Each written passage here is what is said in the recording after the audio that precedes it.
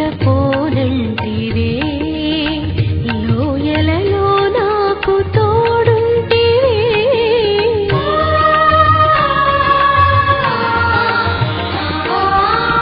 కొనుకను నిద్రపోనంటివే, లోయలలో నాకు తోడుంటివే. ప్రధాన కాపరి నీవుండగా, ప్రధాన కాపరి నీవుండగా, నీ గొర్రెలకిల కొదవుండునా, నీ గొర్రెలకిల కొదవుండునా. నీ రెక్కల నీడలో, నీ ప్రేమ బాహువులో జీవించెదా యేసయ్యా, తరించెదా మెస్సయ్యా. జీవించెదా యేసయ్యా, తరించెదా మెస్సయ్యా. నీ రెక్కల నీడలో, నీ ప్రేమ బాహులో జీవించెదా యేసయ్యా, తరించెదా మెస్సయ్యా. మరి అనేకమైన అద్భుతమైన వాస్తవాల సంగతులను తెలుసుకుని ఉన్నా. ఈ సమయంలో మనం ఇంకా ప్రభు వస్తున్నప్పుడు ఏమి జరుగుతాయి అన్నది ఈ పూట మనం తెలుసుకుంటున్నాం. మనం ధ్యాన నిమిత్తమై ప్రకటన గ్రంథము 22వ అధ్యాయము 7వ వచనాన్ని మనం చదువుకున్నాం. ప్రకటన గ్రంథము 22వ అధ్యాయము 7వ వచనాన్ని చదువుకున్నాం. ఇదిగో నేను త్వరగా వచ్చుచున్నాను. చాలా హల్లెలూయా. క్రీస్తునందు ప్రియమైన దేవుని బిడ్డలారా, యేసయ్య ఏమని చెప్తున్నారు? ఇదిగో నేను త్వరగా వస్తున్నాననేసి అన్నారు. ఆయన వచ్చినప్పుడు ఈ లోకంలో సంభవించేవి ఏమేమి సంభవిస్తాయి, వాటి యొక్క వివరణ ఏమిటి అన్నది మనం చూసినట్లయితే, యేసయ్య వచ్చినప్పుడు భవిష్యత్తులో ఏమేమి ఆశ్చర్యకార్యాలు, ఘోరమైన భయంకరమైన కార్యాలు జరుగుతాయో వాటి గురించి బైబిలే మనకి సెలవిస్తుంది. మత్తయి సువార్త 24వ అధ్యాయము మనం మొదటి నుంచి చూసినట్లయితే, యేసయ్య వచ్చినప్పుడు ఆయన రాకడలో ముందు ఏమేమి జరుగుతాయో ఇవన్నీ బైబిల్లో ఆయన చెప్పి ఉన్నారు.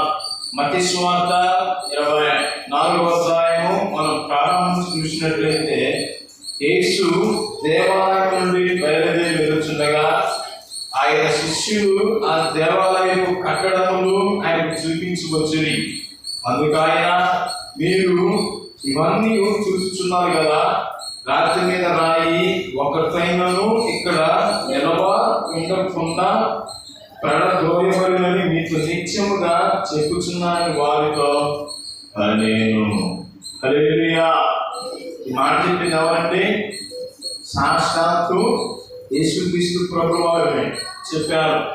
యేసుక్రీస్తు సువార్త పరిచర్య ప్రారంభించి ఆయన అనేక స్థలాలలో ఆయన సంచరించుకుంటూ వచ్చి ఆయన ప్రతి ఏటా యెరూషలేముకి వెళ్తుండేవాడు. అయితే ఆ యెరూషలేము వీధుల గుండా యేసు ప్రభువు వారు తిరుగుతున్నప్పుడు వారికి ఒక దేవాలయము ఉన్నది. ఈ దేవాలయము ఎంతో సుందరముగా, ఎంతో మనోహరముగా కట్టబడి ఉన్నది. ఆ కట్టబడుతున్న ఆ ఆలయం యొక్క అది 2వ దేవాలయముగా ఉన్నది. మొదటి దేవాలయము ఏమిటి, ఎవరు కట్టించారంటే సొలొమోను మహారాజు గారు కట్టించి ఉన్నారు. సొలొమోను గారు కట్టించిన ఆ యొక్క దేవాలయము క్రీస్తు పూర్వము 585 నుంచి 92 మధ్య వ్యవధిలో కింగ్ నెబుకద్నెజర్ రాజు వచ్చి దాన్ని కొలాప్స్ చేసి వెళ్ళాడు. తర్వాత యూదులు చెరలో నుంచి విడుదలైన తర్వాత వారు మళ్ళా తిరిగి దేవాలయాన్ని కడతం ప్రారంభించుకున్నారు. అయితే ఈ దేవాలయం అనేది యూదుల యొక్క అండర్లో లేకపోయినా ఆ దేవాలయం కట్టుకుని పూడ్చి ఆ బాధ్యతను వీరికి వారు అవకాశము ఇచ్చిన్నారు. అయితే ఈ రెండవ దేవాలయ నిర్మాణాన్ని ఎవరు నిర్మిస్తున్నారు? హేరోదు రాజు. ఎవరు? హేరోదు రాజు అనేవాడు. ఈ దేవాలయాన్ని సుమారు వారు ఎన్ని సంవత్సరాలు కట్టారంటే 40 సంవత్సరాలు కట్టారు. ఎన్ని సంవత్సరాలు కట్టారు? 40 సంవత్సరాలు కట్టారు. కలవ టెంపుల్కి ఎంతమంది వెళ్ళారు? కలవ టెంపుల్కి వెళ్తే ఆ యొక్క మందిరం ఎన్ని రోజులు కట్టబడింది? 52 రోజులు. యెరూషలేము ప్రజలు ఈ యొక్క బబులోనియా చెరలో ఉండి తర్వాత దానిని ప్రారంభించినప్పుడు వారికి వారాలు అనేవి ఏమైపోయాయి, సమాప్తమైనప్పుడు ఎజ్రా నెహెమ్యా కాలంలో ఈ యెరూషలేము గోడను 2 రోజులు కట్టారు, 52 రోజుల్లోనే కట్టారు. దాన్ని ఛాలెంజ్ గా తీసుకొని సతీష్ కుమార్ గారు కూడా 52 రోజుల్లో దానిని నిర్మించి ఉన్నారు. హల్లెలూయా. అయితే ఈ కట్టడాలు ఎన్ని సంవత్సరాలు కట్టారంట? 40 సంవత్సరాలు కట్టినారు. 52 రోజుల్లోనే అంత పెద్ద దేవాలయం కడితే 40 సంవత్సరాలలో ఇంకెంత పెద్ద దేవాలయం ఉంటుంది మీరు అర్థం చేసుకోండి. మన నాగార్జున సాగర్ డ్యామ్ సుమారు 20 సంవత్సరాలు కట్టారు. నాగార్జున సాగర్ డ్యామ్ చూసిన ఎంత మంచి చెప్తుంది, దగ్గర ముందు చూసారా? ఇది అనేక మార్లు చూశారు. ఆ యొక్క ఈ అంచు నుంచి ఆ అంచుకి దరిదాపు 3 కిలోమీటర్లు ఉంటుంది. ఆ పైన మీద ట్రావెల్ చేయడానికి ఎన్ని సంవత్సరాలు కట్టారు? ఇది దరిదాపు 60 సంవత్సరాల దాకా కట్టారంటారు. అయితే ఏమంటారా, ఈ ఇన్ని సంవత్సరాలను అంత పెద్దది కడితే 40 సంవత్సరాలలో మరి దేవాలయాన్ని మీరు నిర్మించున్నారు అంటే ఎంత సుందరంగా ఉంటుందో మీరు అర్థం చేసుకోండి. ప్రపంచంలోనే అన్నిటికీ ఎక్కడెక్కడ మంచి మంచి ఐటమ్స్ ఉంటాయో మొత్తము ఈ దేవాలయానికి ఈ దేవుడు రాజు పెట్టాడు. అయితే దేవుడి ద్వారా మనం జాగ్రత్తగా గమనించినట్లయితే ఆ దేవాలయానికి గోడ ఉంటుంది. ఆ గోడ యొక్క రాళ్ళు ఉంటాయి కదా, ఈ రాళ్ళు పొడవు సుమారు 20 అడుగులు పొడవు ఉంటాయి, 9 అడుగులు వెడల్పు ఉంటాయి. చూసుకొని ఒక్కొక్క ఎన్ని కేజీలు? 2500 కేజీలు ఉంటుంది. చూడండి, అందరిలా మనం ఇల్లు కట్టుకుంటే ఎక్కడ కడతాము? సుత్తి, పులి ఇవన్నిటిని ఉపయోగిస్తాం. కానీ ఈ దేవుని దేవాలయం కట్టేటప్పుడు ఈ శుద్ధి కానీ శ్రావణం లేకుండా కట్టాలి. అంటే ఎంత జాగ్రత్తగా కట్టాలో చూసుకోండి. హల్లెలూయా. అయితే దేవుని బిడ్డలారా, ఇంత సుందరముగా కట్టబడిన ఈ దేవాలయం ఈ శిష్యులు ఎవరు చూపిస్తున్నారు? యేసయ్యకు చూపిస్తున్నారు. ప్రియమైన దేవుని బిడ్డలారా, ఈ యొక్క దేవాలయం ఆ రాళ్ళను కానీ ఆ యొక్క ముత్యములు కానీ ఎంతో సుందరముగా ఉన్నాయి. మనం గోడ కట్టాలంటే గోడకు మధ్యలో ఏం పెడతాం? మధ్యలో అతికేయడానికి సిమెంట్ వేస్తాం. కానీ ఆ యొక్క రాళ్ళని వాళ్ళు పేర్చిన ప్రోగ్రామ్ మీద వాళ్ళు పెట్టినప్పుడు వాళ్ళు ఏం పెట్టారు తెలుసా? బంగారాన్ని పెట్టారు. ఏం పెట్టారు? బంగారాన్ని కరిగించి రాయికి మధ్యలో రాయి గ్యాప్ లేకుండా అర్పించారు. ఎంతో సుందరంగా తీర్చిదిద్దారు ఆ యొక్క దేవాలయాన్ని. అయితే దేవుని ఎట్లా శిష్యులను దాని వైభవాన్ని చూస్తున్నారు. కానీ ప్రభు ఏం చెప్తున్నాడు తెలుసా? మీరు ఈ దేవాలయాన్ని చూస్తున్నారు కదా, రాత్రి మీద రాయి లేకుండా పడిపోగులు అనేసి అన్నాడు. ఇది నెరవేరింది. యేసయ్య చనిపోయిన 40 సంవత్సరాల తర్వాత టైటస్ చక్రవర్తి అనే వాడు తన కొడుకుని వెస్పాసిన్ అనే వాడిని పంపిస్తాడు. వీడు ఏం చేస్తాడంటే ఈ యొక్క యెరూషలేములో ఎంతో కొన్ని వేల కోట్ల ధననిధి ఉంటుంది. ఈ ఇశ్రాయేలు ప్రజలేమో ఈ యొక్క రోమియోల కింద అందరిలో ఉన్నారు. మా దగ్గర ఉన్న ధనము మీ దగ్గర ఉన్న ధనాన్ని ఇస్తే మేము యెరూషలేముని ఇంకా డెవలప్ చేస్తాం అనేసి వాళ్ళు అన్నప్పుడు మీరు ఇప్పటికీ మమ్మల్ని సహకరించుకున్నారు, ఇంకా మా దేవాల మీద మీరు చేయాల్సిన మీరు ఏం చేశారు? వాళ్ళు వస్తుంటే ఆ గోడను నిలబడి నూనె పోసారంట. ఏం పోసారు? నూనె పోసినప్పుడు ఈ పంపించిన రాయబారిని మీద వాళ్ళ మీద పడ్డప్పుడు వాళ్ళకి ఇంకా కోపం వచ్చి సుమారు ఎంతమంది వచ్చారు? 22 లక్షల మంది వచ్చి యెరూషలేముని నేలమట్టం చేశారు. కోత వాళ్ళని కూల్చినప్పుడు ఏం జరిగిందంటే వాగుల్లో నీళ్లు పారినట్టు యెరూషలేము వీధుల్లో రక్తం మారినారు. చూసుకోండి, అంత కఠోరమైన శ్రమలు వచ్చాయి.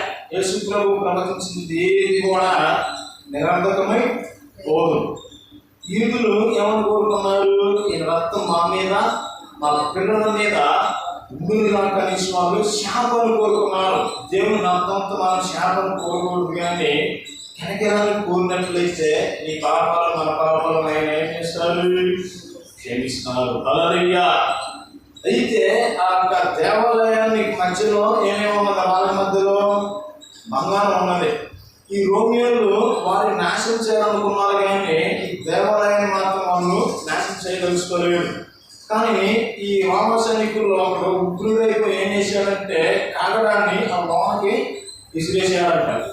విసిరేసినప్పుడు అప్పటికే ఆ దేవాలయం తేడా అయిపోయింది, చిరిగిపోయింది. యేసయ్య ఎప్పుడైతే తన ప్రాణాన్ని విడిచాడో దేవాలయం తేడా అయిపోయింది. అర్థంగా ఉన్నది రెండుగా డివైడ్ అయిపోయింది. ఆ కాగడాన్ని విసిరేసినప్పుడు ఆ దేవాలయానికి మంటలో మండుకి మొత్తం కూలిపోయింది.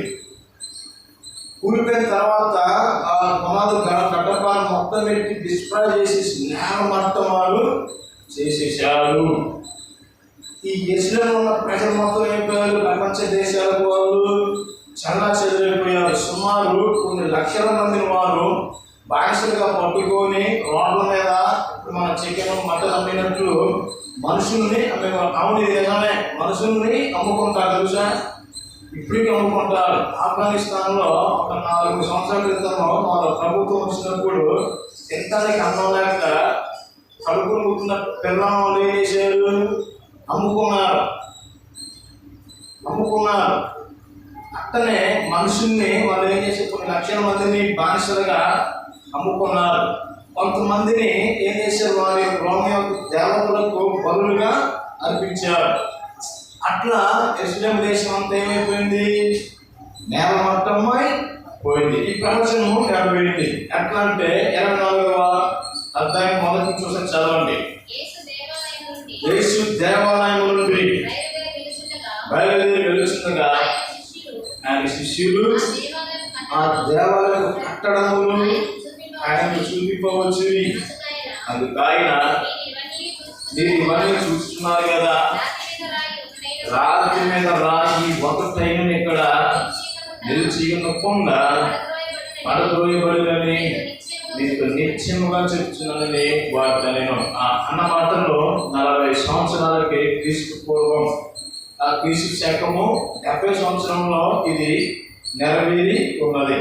ఇది ఎట్లా జరిగింది, ఎట్లా అవు అనేసి శిష్యులు ఆయన్ని ఏకాంతంగా కలుసుకున్నప్పుడు కూడా మళ్ళీ ఒకసారి అడిగారు. ఎందుకంటే ఈ దేవాలయంలో నిత్యము ఏం జరుగుతాయి? వారికి బలి అర్పణలు జరుగుతాయి. ఆ యొక్క పండుగలు ఆ ఆచరణలు జరుగుతాయి. యేసు ప్రభువు వారు కూడా ఆ పండుగలకి ప్రతి సంవత్సరము అటెండ్ అవుతుండే వాడు. ఆయన ఏకాంతం ఉన్నప్పుడు అడుగుతున్నప్పుడు యేసయ్య ఏమేమి చెప్తున్నాడో అవి ఇప్పుడు నెరవేరుతున్నాయి. అవి వాటిని మనం చూసినట్లయితే 3వ వచనం చదవండి. ఆయన ఒలీవల కొండ మీద కూర్చున్నప్పుడు శిష్యులు ఆయనకు ఏకాంతముగా వచ్చి ఇది ఎప్పుడు జరుగును? ఈ రాకడకును ఈ యుగ సమాప్తికి సూచనలేవి మాకు చెప్పమనగా యేసు వారు చెప్పలేను, ఎవరు మిమ్మల్ని మోసపరచకుండా చూచుకోండి. హల్లెలూయా. ఇవన్నీ ఎప్పుడు జరుగుతాయి ప్రభువా? నీ రాకడకు నిదర్శనాలు మాకు చెప్పమన్నప్పుడు తన శిష్యులతో చెప్తున్నారు. 12 మంది శిష్యులతో ఏమని చెప్పాడు? ఏకాంతం నుండి ఇవి నిశ్చయంగా జరుగుతాయి, కానీ మిమ్మల్ని ఏమి పరచుకొని చూడాలంటే మోసం చేయకుండా చూడాలి. ప్రస్తుతానికి జరుగుతున్నది ఏంటి? మోసం, చీటింగ్. హాస్పిటల్లో కూడా మోసపూరితమైన వాళ్ళు ఉన్నారు. ఏది నిజమైన బోధో, ఏది అబద్ధపు బోధో అది వినాలి.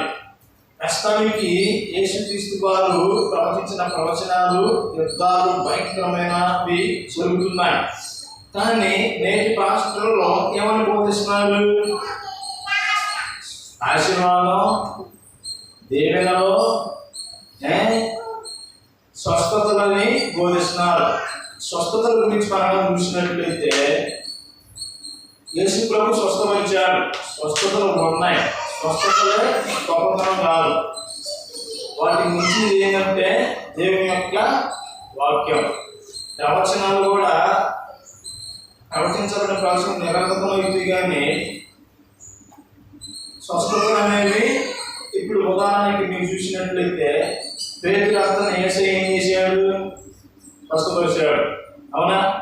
తర్వాత తను చేసి పరిచయం చేసింది. ఆ చేతికాలంలో ఎప్పుడైనా సరే మళ్ళీ ఆ జ్వరం రాలేదా? చేతికాలం జ్వరాలు వస్తాయి, ప్రార్థన చేయగలిగి స్వస్థత పొందుతారు. మరలా మీరు తిరిగే దాన్ని బట్టి ఆ వాతావరణ మార్పుని బట్టి రోగాలన్నీ వస్తాయి. పేతురుని యేసయ్య లేపాడు చనిపోయిన తర్వాత, అవునా? చనిపోయిన పేతురు దేవుడు లేపాడా లేదా? లాజరు లేపాడా లేదా? చనిపోయిన లాజరు లేపాడా లేదా? తర్వాత లాజరు చనిపోయాడా లేదా? చనిపోయాడా లేదా? చనిపోయాడు. వీటిని దేని చేసుకొని చెప్పాల్సిన వాటిని ప్రజలు ఏం చేస్తున్నారు? బుద్ధిగా నమ్మి కడుపులు కొడుతున్నారు. అంతే. మిమ్మల్ని మీరు ఏం చేయకూడదు? మోసపుచ్చుకొనకూడదు. మోసాలు ఇప్పుడు ఎట్లా ఉంటాయంటే అక్రమం విస్తరించింది కాబట్టి ప్రేమలు కూడా చల్లారిపోతాయి. భయంకరమైన పరిస్థితులు నేను జరుగుతున్నాయి. ఈరోజు జరిగిన సంఘటన మీకు చెప్తున్నాను. ఇది పేపర్లో నేను చదివాను. ఒక అమ్మాయిని ఒక అబ్బాయి ఏం చేశాడు? ఇద్దరు ఈ ఫేస్బుక్లు ఉంటాయి కదా, ఈ ఫేస్బుక్లో పరిచయం అయ్యారు. తర్వాత వాళ్ళు ఇంకా దగ్గరికి పోయి ఫోన్ చేసుకోవడం ప్రారంభించారు. అబ్బాయి అమ్మాయి ఎత్తరంగా నువ్వు అంటే తెలియజేసుకుని అనుకుంది. అమ్మాయిదేమో హైదరాబాదు, అబ్బాయిదేమో బొంబాయి. అయితే ఒక రోజంతా అబ్బాయి ఫోన్ ఎత్తలేదు. ఎన్నిసార్లు ఫోన్ చేసినా, ఎన్ని మెసేజ్ కాల్స్ ఇచ్చినా అసలు ఫోన్ లిఫ్ట్ చేయలేదు వాడు. రాత్రి 9 గంటలకి ఫోన్ తీసాడు. ఏమైంది డార్లింగ్, ఎందుకు నా ఫోన్ ఎత్తట్లేదు, ఏమైనా అనేసి కంగారు పెరిగితే ఏం లేదు, మా అమ్మకి గుండె ఆపరేషన్ చేయాలి, ఆ డబ్బు కోసం నా దగ్గర ఒక లక్ష ఉన్నాయి, ఇంకో 2 లక్షలు డాక్టర్ అడిగారు, 2 లక్షలు ఉంటేనే అమ్మకి ఆపరేషన్ జరుగుతుంది, లేదంటే అమ్మ బతకదు అనేసి దానికోసం నేను తిరుగుతున్నాను అనేసి ఈడేం చెప్పి నా అమ్మాయి చెప్తున్నాను, సింత్యానా అకౌంట్ నెంబర్ పంపు నేను వేస్తాననేసి ఆవిడ తెల్లారే వాడికి ఏం చేసింది? 2 లక్షలు అకౌంట్కి ట్రాన్స్ఫర్ చేయగానే వాడు ఫోన్ స్విచ్ ఆఫ్ చేసి సిమ్ పక్కన వేసాడు. వేసిన అర్థమే ఎంత ముట్టుకున్నా సరే switch off switch off switch off switch off. ఆకటం తెలుసుకున్నది ఏంటంటే ఏం తెలుసుకున్నావా? మోసపోయింది. ఏమైంది? మీరు కూడా జాగ్రత్తగా చూసుకోండి. బ్యాంకులో లోన్ ఎత్తాం, అప్పులు ఎత్తాం అంటే పరిగెత్తకండి. నిజం అబద్ధాలు ఏంటో తెలుసుకొని మీరు వెళ్ళండి. హల్లెలూయా. ఇట్లా హాస్టల్లో కూడా మోసగాళ్ళు ఉన్నారు. ఒకసారి మా చర్చి కడుతున్న కథలో ఒకడు వచ్చి ఏమన్నాడంటే, ఈ చర్చి చాలా నచ్చింది నాకు, దీనికి 40 లక్షలు నేను డొనేషన్ చేస్తాననేసి వాడు ఏం చేసాడు? ఒక 700 అడిగాడు. 700 నా దగ్గర లేవు, మా అమ్మ వాళ్ళకి ఒక 700 ఇచ్చాయి. తర్వాత నాకు ఫోన్ లేకపోతే ఫోన్ స్విచ్ ఆఫ్ చేయట్లే. ఇందులో వీడు మోసమే అనేసి వాడిని ఎంక్వైరీ మొత్తం చేస్తే ఆ ఫేక్ అని తేలింది. తర్వాత ఒక మీటింగ్ సడన్గా కలిశాడు, పట్టుకొని కూర్చోబెట్టి మాట్లాడితే వచ్చేసాయి. యేసునాథమే జగన్. ఇలా మోసగాళ్ళు చీటర్స్ ఉంటారు. అయితే యేసు ప్రభువు వారు కూడా ఏం చెప్తున్నారు ఇక్కడ 3వ వచనంలో, ఆయన ఒలివ కొండ మీద కూర్చున్నప్పుడు శిష్యులు ఆయనకు ఏకాంతగా వచ్చి ఎప్పుడు జరిగిందని నీ రాకడకు నీ సమాప్తిని చూసినవి మీ మాతో చెప్పమనగా యేసు వారితో ఎట్లా నేను ఎవరు మిమ్మల్ని మోసపరచకుండా చూసుకున్నాడు. అనేకులు నా పేరిట వచ్చి నేనే క్రీస్తుని చెప్పి పలువురిని మోసపరుచుదురు. ఎవరంట? నేనే క్రీస్తుని చెప్పుకొని వచ్చేవాడు. ప్రస్తుతానికి మనగా చూసినట్లయితే చాలా మంది అబద్ధ పాస్టర్లు వచ్చారు. ఒక పాస్టర్ గారు ఉన్నారు, ఈ దాదాపు మన సైకిల్లో కూడా ఉంటారు. విలియం బ్రహ్మం అనే బోధకులు ఉన్నారు. ఆయన ఏం చేస్తాడంటే దేవుడు నాకు ప్రత్యక్షమయ్యాడు, రెండో రాకడ వచ్చిందని ఆయన బోధిస్తాడు. ఇప్పుడు 1974లోనే రెండో రాకడ వచ్చింది, సంఘం ఎత్తబడి మనం అందరం విడబడ్డామని ఆయన అబద్ధ బోధను ఆయన ప్రారంభించాడు. తండ్రి కుమార పరిశుద్ధాత్మ దేవుని నామంలో బాప్తిసం అనేది చల్లదని ఆయన వాళ్ళు చెప్తారు. మనం యేసు ప్రభు చెప్పింది వినాలా, శిష్యులు చెప్పింది వినాలా? ఎవరు చెప్పింది వినాలి? యేసయ్య చెప్పిందే మనం వినాలి. వీళ్ళు ఏ నామం వేస్తారో? తండ్రి కుమార పరిశుద్ధాత్మ నామంలో బాప్తిసం ఇయ్యరు. యేసు నామంలో వాళ్ళు బాప్తిసం ఇస్తారు. యేసు నామంలో బాప్తిసం తీసుకున్న వాళ్ళు పిచ్చోళ్ళు, మెంటోళ్ళు, తిరిగి చచ్చిపోయిన వాళ్ళు ఉన్నారు. నా కలవారు నేను చూశాను. కేకలు పెట్టి చచ్చిపోయిన వాళ్ళు ఉన్నారు. నాకు తెలిసిన ఒక అబ్బాయి ఉన్నాడు, ఆ గురి పేరు చెప్పను కానీ మా అబ్బాయి ఫస్ట్ చాలా ప్రాణపరుడు. తర్వాత ఏమైందంటే ఈ వీళ్ళతో కలిసి బ్రహ్మమహర్షి గారు వాళ్ళతో కలిసి ఆ నామంలో బాప్తిసం, ఏ నామం నామంలో బాప్తిసం తీసుకున్నాడు. తీసుకున్న తర్వాత ప్రార్థన చేస్తున్నాడు. ప్రార్థన చేసినప్పుడు ఏదో మరి ఏది దొరుకుతుంది మనకు తెలియదు. తర్వాత దేవుడు పిలుస్తున్నాడు సేవకు అనేసి భార్య ముందులో సేవకు వెళ్ళిపోయాడు. యేసులో భార్య ముందులో సేవ ఏమన్నాడా? నీ తల్లిదండ్రులను ద్వేషించి నాకు కాడెత్తుకున్నాను కానీ వదిలేసినామని చెప్పాలి. సేవకు అడ్డుపడితే వదిలేసి రావడం అంటే నీ స్వామి అసానందం కాదు. వాళ్ళని ప్రేమించాలి, దేవుణ్ణి ప్రేమించాలి. నీ తల్లిదండ్రులను అన్నయ్య చెప్పి సన్మానించమని చెప్పింది కదా. అయితే ప్రేమైన దేవుని ద్వారా అబ్బాయి ఏం చేశాడు? తన భార్య మొదలు పెట్టి ఆ ఫోటోడంత అబ్బాయిని వదిలేసి వెళ్ళిపోయాడు. ఆఖరి చూస్తే ఒక ప్రాంతంలో యాక్సిడెంట్లో చచ్చిపోయి ఉన్నాడు. చూసుకోండి, దేవుడు ఎలాంటి ఏం చెప్పలేదు. ఇలా నాశనం అవడానికి కారణం ఎవరు? అబద్ధ బోధకులు. వీళ్ళు ఏమని బోధిస్తారంటే కయ్యోను హేబేలు ఆదాము క్రమం జన్మిస్తారు. సర్పముతో మోసం చేసిన తర్వాత వాళ్ళు బయటకు వస్తారు. బయటకు వచ్చిన తర్వాత జరిగిన పరిస్థితి ఏంటి?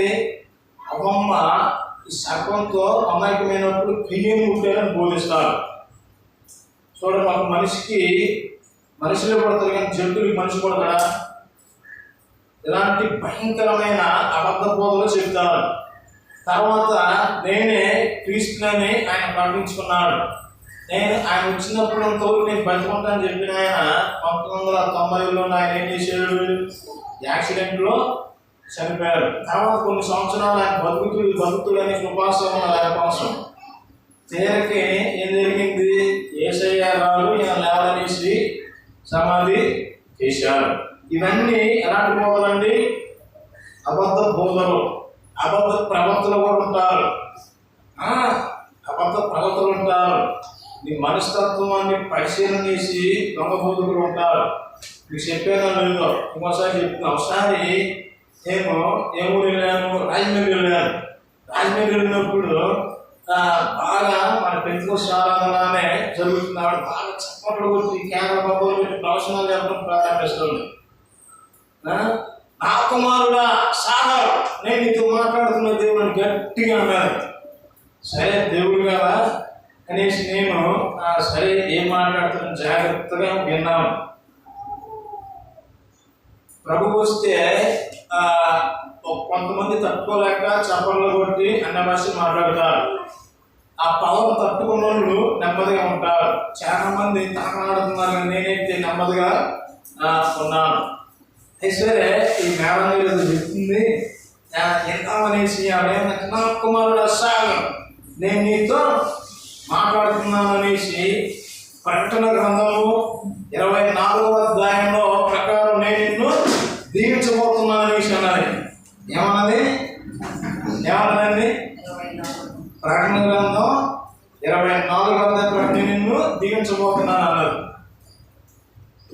దెబ్బకునేసి అన్నట్టు ఇది 22 కాదు, ఇందులో ఎన్నో అధ్యాయాలు ప్రకటన గ్రంథంలో చెప్పడం అందరూ ఎన్ని ఉన్నాయి? 22 ఉన్నాయి. నిజంగా కేవలం చెప్పడం కాదు, నా లైఫ్లో జరిగింది. ఆ ఊరి పేరు కూడా మీరు చెప్తారు. రాజమండ్రి పక్కన తూర్పు, రాజమండ్రికి ఒక 5 కిలోమీటర్లు ఉంటుంది. 2018 పంపంలో జరిగింది. దేశరత్వమే ప్రకటన ఎన్ని అధ్యాయాలు ఉన్నాయి? 22 ఉన్నాయి. ఇప్పుడు ఎన్నో దీవిస్తున్నాయి? 24 నేను నిన్ను దీవించబోతున్నాను అనేసి అన్నది. ఒక్కసారి కన్నీటి దగ్గరికి వెళ్ళి అమ్మా 23వ అధ్యాయం విందమ్మా అన్న. ఎక్కడ నుంచి దెబ్బకి కలిగి చూసేసరికి వేస్తున్నాము దెబ్బకి కింద వెళ్ళిపోయింది. ఎలాంటి దొంగ బోధకులు ఉంటారు, అబద్ధ ప్రవర్తనలు ఉంటారు. కడుపులో పెట్టుండగానే ఏ తల్లికి మగబెట్టగలమని కోరుకునేదా లేదా? రాబోయే కాలం ముందు నేను నీకు మగపెట్టనే పోతున్నాను స్వర్గం ప్రవేశిస్తే ఆవిడ కనగానే ఆవిడ ఏమైపోయింది? అమ్మాయి అయిపోయింది. చూడండి దేని పెట్ట ఇలాంటి దొంగ బోధకులు వచ్చి ఏం చేస్తారు? మోస పరుస్తారు. కానీ మీరు దేన్నైతే కలిగి ఉన్నారో దానిని గట్టిగా పట్టుకున్నట్లయితే యేసయ్య మన నాకు వచ్చినప్పుడు మనల్ని ఆయన ఏం చేస్తాడు? కొనుక్కోపోతాడంట. హల్లెలూయా. ఇక్కడ ఏమైనా ఉన్నది. ఇంకా మనం ఎదురు చూసినట్లయితే అనేకులు నా పేట వచ్చి నేనే క్రీస్తునని చెప్పి పలువురిని మోసపరుచున్నారు. మీరు ఈజిప్ట్ వెళ్ళినట్లయితే ఒకడు వచ్చి నేనే ఆకాశం నుండి ఊడి పడ్డాను, నేనే ఆ క్రీస్తుని, ఆ జనరేషన్ జుట్టుతో ఆ అంగితో నిమ్మని జనరేషన్ కాబట్టి బట్టలు మార్చుకున్నాను ఒక నీటిలో యాకోబుడు తిరుగుతూ ప్రారంభించాడు. ఇప్పటికి ఉన్నారు ఆఫ్రికా ఖండంలో నేనే క్రీస్తుని అనేసి చెప్పుకోవాలి చాలా మంది ఉన్నారు. వాడు ఒక భార్యని ఒక ఉంచుకొని ఏమిడే మరేం తల్లి పోయిన జన్మలో ఈ జన్మలో నా భార్య వచ్చింది నేనే క్రీస్తుని నీకు చేస్తూ తిరుగుతున్నారు. నిజమండి. ఈ వచ్చి ఏం చేస్తున్నాం? అందరికీ ఆరాధన మనుషులకి చేస్తూ ఉంటున్నారు. ఇలాంటి వాళ్ళందరూ ఎక్కడికి పోతారు తెలుసా? నరకానికి వెళ్తారు. ఏర్పరచబడిన వాళ్ళు సైతం వాళ్ళు ఏం చేస్తారు? మోసం చేస్తారు. వాళ్ళ దగ్గర కొన్ని మాయలు మంత్రాలు ఉంటాయి. వ్యక్తిని చేయగట్టి కానీ ఠాముల కింద పడిపోతారు. యేసయ్య చేయబెట్టిన వాళ్ళ కింద పడరా? చనిపోయిన లేపారు, పుట్టివారిని స్వస్థపరిచారు. కానీ యేసయ్య చేయగట్టిగా ఠాముల కింద పడుతూ ఉన్నారా? ఇది కూడా ఒక ప్రాక్టీసే తెలుసా. చిన్నప్పుడు మా అమ్మ పనుల కింద మా చుట్టుపక్కల చిన్న చిన్న పిల్లలు ఉండేవాళ్ళు. నాకు పాస్ ఉందని చెప్పుకుంటే బాగా అలవాడు. అరే వీళ్ళు చర్చిలో అప్పుడప్పుడు కింద పడతారు కదా అనేసి మా అమ్మ వచ్చిన డబ్బులతో బిస్కెట్లు ఈ బొట్టాలు కొనుక్కొని ఏం చేసామని నేను ఒక అమ్మ నైట్ చేసుకుని నా ప్రాణం పెట్టుకుని వేసాయని రాసుకుని ఎక్కడ సీ పెడతాను కింద పడుకుని ముందుగానే చెప్తాం వాళ్ళకి. మా కర్ణ చిన్నప్పుడు ఇట్లా ఇట్లా ఇట్లా చెయ్యి డామ్ డామ్ అని డామ్ అని కింద పడిపోయింది. ఇట్లా వాళ్ళు ముందుగానే ఏం చేస్తారు, ప్రిపేర్ అయ్యి వస్తారు. పెద్ద పెద్ద సభల్లో పేర్లు పెట్టి పిలుస్తారు. ఇలా టీంలోనే చాలా మంది ఉంటారు. ఒక టీంలో 10-15 మంది ఉన్నారు అనుకోండి, అక్కడ ఆ ఫ్రంట్ లైన్ లో ఒక 100 మంది ఉంటారు. ఒక్కొక్క బ్యాచ్ లో ఒక్కొక్క బ్యాచ్ ఏంటి, వాళ్ళు మీరు ఎక్కడి నుండి వచ్చారు, మీ పేరేంటి, మీకు కొన్ని అనారోగ్యం అయితే మొత్తం వాట్సాప్ ఎక్కడికి పోస్ట్ చేస్తారు. ఈ పాస్వర్డ్ ప్రారంభమైన తర్వాత శబరమని నా కుమార్తె మాతమ్మ, నేను నీతో మాట్లాడుతున్నా, తాగినట్టు బాధపడుతున్నా, రా సంఘాన్ని పంపించాను. మీరు కూడా ఇలా స్వస్థత పొందాలంటే ఈ పరిచర్యకి 1000 రూపాయలు అయింది, 1500 అయింది, 2500 అయింది, 5000 అయింది, నీ ఇష్టం అంటాడు. అవునా కదా? ఇలాంటివన్నీ పొందబోదాలు, ఇలాంటివన్నీ ఇప్పుడు జరుగుతాయి. కానీ యేసయ్య ఏమన్నా తెలుసు ఎలాంటి కోసం? అవునా మీరు అంటాడు, ప్రభువా నేను ఎవరో నీకు తెలియదా? అవును మీరు ఎవరన్నా తెలియదు, నాన్న ప్రవచింపలేదా, అద్భుతాలు చేయలేదా, స్వస్థత మేము చేయలేదా అనేసి అంటారు. అంటే అంత కారణం మేము ఆరాధన జరిపించాం, మీకు తెలుసు లేదు. ఉదయకాలమే 7 గంటల నుంచి 9 గంటల వరకు మా కుటుంబం అంతా కలిసి మేము ఎక్కడ కూర్చొని ఆరాధన చేసేవాళ్ళు. ఫోన్ చేసినప్పుడు ఎక్కడ జరిగింది అన్నప్పుడు మీరు ఎందుకని ఉల్లంఘిస్తున్నారు అట్లా అన్నప్పుడు వాళ్ళు లాక్డౌన్ పెట్టి చాలా మంది ఏం చేశారంటే వ్యతిరేకించారు. అసలు దేవుని ఆరాధన జరిగితే ఏమైంది, ఎవరైతే రేపు ఉన్న వాళ్ళు చివరికి ఏమైపోయారు తెలుసా, కరోనాలోనే చచ్చిపోయారు. చూడండి, దేవుని ద్వారా ఇలాంటివి అన్నీ జరగవు. ఆయన సెలవు లేనిదే మన మీదకి రోగం రాదు, ఏ హాని మనకి రాదు. నిన్ను ముట్టువాడు నా కన్నుగుడ్డును ముట్టును, ఏ తెగులు నీ గుడారాన్ని సమీపించదు. గుడారం అంటే ఏది? మన ఇళ్ళ శరీరం. చెప్పండి ఏమిటి? శరీరం. ఈ శరీరానికి ఏ తెగులు రాదు.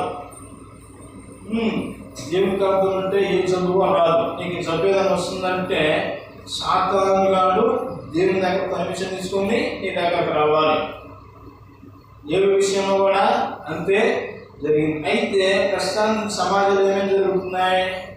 చీటింగులు, అక్రమాలు, దురక్రమాలు జరుగుతున్నాయి. మీరు మా శిక్ష పోతే ఎంతెత్తాం అంతెత్తాం అనేసి అబద్ధ బోధకులు వస్తారు. వీళ్ళు ఏమని చెప్తారు, ఈ విలేప్రాణం టీము యేసునామంలోనే రక్షణ అనేసి బోధ చేసి చాలా మందిని వాళ్ళ వైపుకి లాక్కొని కొన్ని లక్షల మంది నరకానికి గురి చేసిన వారు ఉన్నారు. శాలవేషనారం అనేది ఉంటుంది, మున్సిపల్ వారు నమ్మారు. వారు ఒక జెండా ఉంటుంది, ఆ జెండా దాటి వస్తే ఏమైంది? రక్షణ పొందుకున్నట్టే. నిజం. ఇంకొంతమంది ఉన్నారు, వాళ్ళు ఎలా అంటే కొన్ని చర్చిలలో నీరుని చిలకరిస్తారు. ఏం చేస్తారు? చిలకరింపు బ్యాప్టిజం అంటారు. అట్లా తీసుకోకూడదు. ఏదైనా సరే ఒకటే బ్యాప్టిజం. ఏమిటి? ముంచి లేపటం. తండ్రి, కుమార, పరిశుద్ధాత్మ త్రియేక దేవుని నామంలోనే బ్యాప్టిజం తీసుకోవాలి, కానీ ఏ నామంలో బ్యాప్టిజం తీసుకోకూడదు. ఇదిగో నేనే క్రీస్తుని, అక్కడ నుండి వచ్చా, ఎక్కడి నుండి వచ్చినా సరే యేసయ్య నమ్మొద్దని చెప్పాడు. మీరు ఎందుకు నమ్ముతున్నారు? ఉన్న సంఘాలను వదిలిపెట్టి ఎక్కడో పొట్టేలు పోవాలా, పొట్టేలు మాంసం పెడతారు అనేసి ఊరుకున్నారు. తైలాభిషేకం మళ్ళీ కూడా తయారైంది. ఈ తైలాభిషేకాలు ఎవరు చేస్తారు? తైలాభిషేకం ఎవరు చేస్తారు? దైవ సేవకుడు మాత్రమే చేస్తారు. పోయిన వాళ్ళందరికీ అభిషేక తైలాలు ఇస్తే శాపగ్రస్తులు అవుతారు. నిజంగా చెప్తున్నా, కొన్ని అభిషేక తైలాలు వేస్తే ఖచ్చితంగా ఏం చేయాలి? యేసుప్రభు నమ్ముకొని ఉండి సేవ చేస్తూ అనేకులకు స్వార్థం చెప్పేవారైతేనే ఈ అభిషేక తైలాలు వేసుకోవాలి. అభిషేకం తైలాభిషేకం అనేసి ఊరుకుతున్నారు. నీ ఇష్టం, యేసు రక్తమే జయం. ఇవన్నీ ఏర్పాటు చేయబడిన వారి సైతం వాడు ఏం చేస్తాడంట? మోసం చేస్తాడు. కాబట్టి మీ హృదయాలను జాగ్రత్తగా చూసుకున్నాడు. మీరు ఫస్ట్ ఏదైతే నమ్మారో దానినే నమ్మాలి. అంత ముందు సహించిన వాడికి ఆయన ఏమిస్తాడు? జీవవృక్ష ఫలాలను ఆయన ఇస్తాడు. హల్లెలూయా. జీవవృక్ష ఫలాలు ఏమిటి, వాటి రహస్యం ఏంటి అన్న దానిని మనము నెక్స్ట్ వీక్ మనము ధ్యానం చేసుకోబోతున్నాం. హల్లెలూయా. కావున ఇదిగో నేను త్వరగా వస్తున్నాను. దొంగ మీకు చెప్పొస్తాడా? రాడు. కావున ఇప్పుడే యేసయ్య వస్తే మీరు ఎత్తబడతారా, విడబడతారా? ఎత్తబడితే ఎంతో ఆనందము, సంతోషము, ఎంతో హాయి. 7 ఏళ్ళు మనకి ఆ గొర్రెపిల్ల విషయాలలో మనకి ఏం జరుగుతుంది? ముందు జరుగుతుంది. పెళ్లి కోసం అందరికి ముందు ఏం చేస్తామని మనం పెడతాం లేదా అన్నారు, పెడతాం. అట్టనే ఆ గొర్రెపిల్ల విందుకు రెడీ అవుతున్నప్పుడు 7 ఏళ్ళు వాళ్ళకి ఏముంటుంది? గొర్రెపిల్ల విందు ఉంటుంది. విడబడిన వారికి మహాశ్రమలు, ఘోరమైన శ్రమలు ఉంటాయి. కావున దేవుని బిడ్డ ఈ హృదయం సరిగా ఉన్నదో లేదో హృదయం పరిశీలన చేసుకోవాలి. ఎందుకంటే దేవుడు మనందరినీ చూస్తున్నాడు, అందరినీ చూస్తున్నాడు. ప్రతి ఆయన నేత్రము లోక సంచారము చేయను. ఏ శరీరయు ఆయన కనుసంధానం నుంచి తప్పించుకున్న లేడు. కావున హృదయాన్ని పరిశీలించి దేవుడికి మనం భయపడినట్లయితే దేవునిలో ఆశీర్వాదాలు మనకు వస్తాయి. ఈ కల్పనా కథలో పెట్ట కబుర్లు చెప్పి వాళ్ళ దగ్గర పోయారనుకోండి, దేవుడే మనం చేయి వదిలేస్తే మీ సంగతి అంతే. ప్రార్థన, వాక్యము నిరంతరము మనం పరిశుద్ధాత్మ శక్తిలో దేవుని యొక్క అభిషేకం మనం ముందుకెళ్ళినట్లయితే దేవుడు వచ్చినప్పుడు మనం అందరము ఆయన స్వరాన్ని వింటాం. ఆర్భాటంతో, ప్రధానంతో, శబ్దంతో, దేవుని బోరతో ఆయన మూడోసారి రాబోతున్నాడు. మొదటి రాకడ ఆయన రక్షించడానికి వచ్చారు. రెండవ రాకడలో ఆయన శిక్షించడానికి రాబోతున్నాడు. మూడవ రాకడలో ఆయన 1000 ఏళ్ళ పరిపాలన చేయబోతున్నాడు. అది కూడా ఏమిటో అన్నదాన్ని మనము ముందు రోజుల్లో మనం ధ్యానం చేసుకోబోతున్నాం. హల్లెలూయా. కావున మనమందరము దేవుని రాకడ కొరకు మన హృదయంలో ఉన్న ప్రతి చెడుని, ప్రతి అన్నిటినీ తీసివేద్దాం. దేవుడు పైరూపాన్ని చూసేవాడు కాదు, అంతరంగాలను ఆయన చూస్తాడు. కావున మన అంతరంగాలు ఆయనకు సమర్పించుకుందాం. అటు ధన్యత దేవుడు మీ అందరికీ అనుగ్రహించును గాక. ఆమేన్, ఆమేన్, ఆమేన్. హల్లెలూయా. ప్రార్థన చేసుకున్నామండి. పరిశుద్ధుడైన తండ్రి, ఈ ఘననామానికి స్తోత్రం. అబ్రహాము, ఇస్సాకు, యాకోబుల యొక్క దేవ, ఇది మాకు ఉన్నది వందనాలు, కృతజ్ఞతలు తండ్రి. ఇంతవరకు అద్భుత వాక్య సందేశం మాకు మాట్లాడారు. అట్టి కృప ధన్యత నాయన దేవ, మాకు ఇచ్చిన వందనాలు. ఈ బిడ్డలందరినీ మీరు అయ్యా దీవించండి, ఆశీర్వదించండి, సహాయం చేయమని అనుకుంటున్నాను. దేవ గొప్ప తండ్రి, ఈ ప్రార్థనకు వ్యతిరేకంగా అర్పించబడిన ఏ ఆయుధం వద్ద నాయన మహిమ, ఘనత, ప్రభావాలను నిర్వహించమని యేసయ్య నామములో అడుగుతున్నాం తండ్రి. ఆమేన్, ఆమేన్. హల్లెలూయా.